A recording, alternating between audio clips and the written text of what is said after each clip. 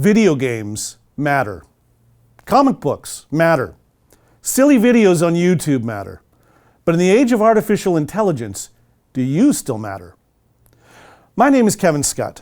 I'm a professor of media and communication and the program lead for the game development program in the School of the Arts, Media and Culture, or SAMC as we call it, at Trinity Western University in Langley, British Columbia, Canada. I've dedicated my career to studying video games because I think pop culture matters. Whether we're talking about Instagram Reels or your favorite episode of Ted Lasso or your collection of classic memes or a theme park or, video games, our popular culture is where we come together as people. The shows and games and novels we love, well, that's where we share emotions, we share ideas, we practice imagination, and we reinforce and challenge values. We have a kind of eternal need to make stories, to create other worlds, and to play with each other. People have always done it. But what is fascinating to me is how this changes over time. Language changes. Politics change. Family structures, philosophies, and more are always changing. And with those changes, our stories and games also shift. But one of the biggest factors in changing our pop culture is our technology. Every time we've invented a new way to communicate, it impacts our storytelling. The printing press gave us the novel. The radio gave us the sitcom.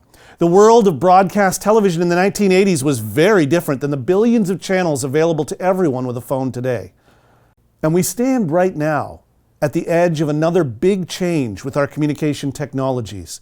The arrival of widely available powerful tools of computerized artificial intelligence, or AI, that seems to be able to write and make imagery almost as well as we humans can.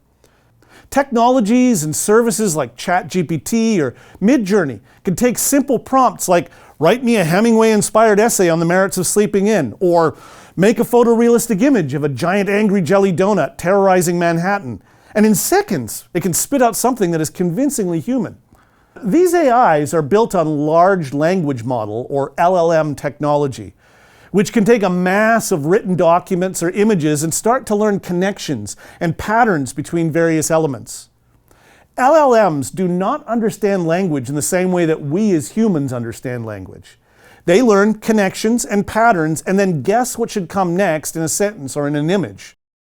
These technologies have gotten so powerful, however, that we now have a hard time distinguishing computer-generated speech and pictures from human-generated speech and pictures. Visionaries and entrepreneurs are unsurprisingly excited about the possibilities AI communication opens up. Imagine not having to pay expensive human workers to do customer service or force people to do the dreary task of writing organizational reports. But, of course, many of us are also worried about this. Imagine no longer needing artists and writers and game designers because the machines do it better and more cheaply than we do. Does the advent of AI mean that we no longer matter? There are any number of reasons we might argue that we still need people, that we as humans still matter. In the short term, there's still a lot of work to do to make AI more predictably useful. Today's most popular technologies, for example, have a tendency to completely fabricate untrue pieces of information. For example, a lawyer was recently publicly humiliated by submitting material created by ChatGPT that included legal precedents that simply do not exist. Much of the material put out by these tools is also bland and tasteless, and sometimes the image engines struggle to do what we want. If you manage to get Midjourney to successfully create an image of a moose in a Mountie uniform playing a game of curling, I'd love to see it. I couldn't get it to work. Of course, a lot of these limitations will get fixed eventually. In the medium term, though, we will still need people to help figure out how we should and should not use these new tools. Where is it okay to use them, and when isn't it? What material can we use to train LLMs, and what's not okay? These are questions of judgment that computers cannot and should not answer for us. People will matter because people will make the rules.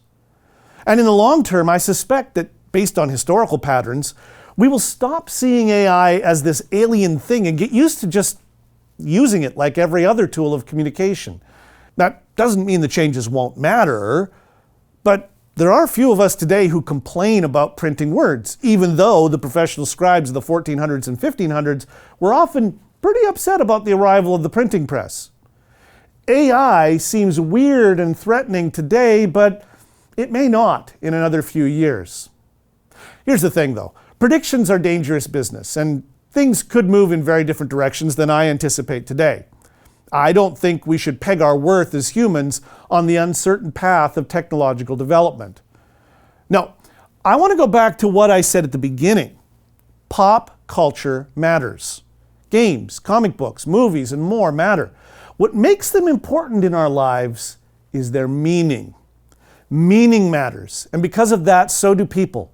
A children's show like Bluey can teach a child the value of sharing. Spider-Man Into the Spider-Verse helps us wrestle with questions about how to balance our obligations to ourselves, our family, our friends, and our society.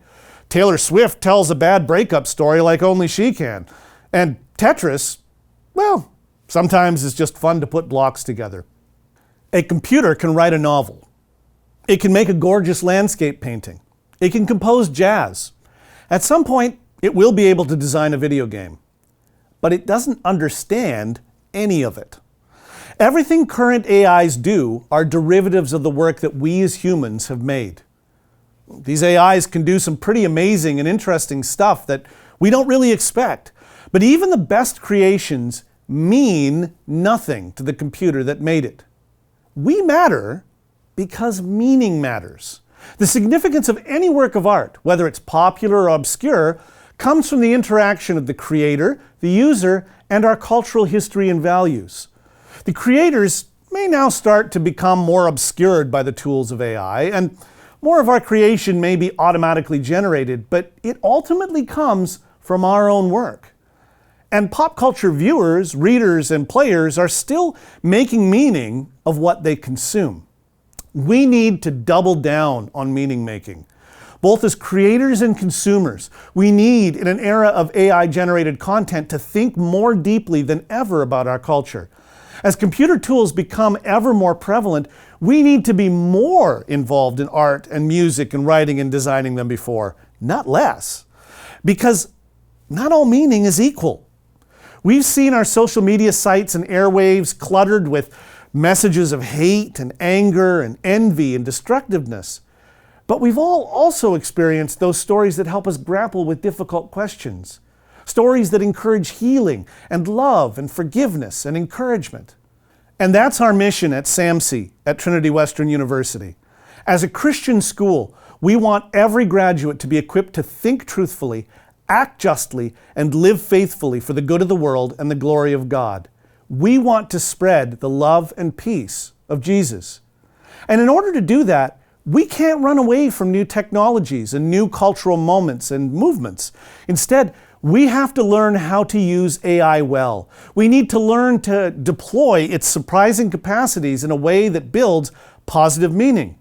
So what does that look like? I don't know right now. But we have an opportunity to learn together, to think through what AI can do for us, to practice using these tools in a way that blesses people around us. That means that we need to learn to be better consumers of pop culture. And it also means that we need to become talented creators of art. What is clear is that AI doesn't mean we don't matter. We matter because meaning matters.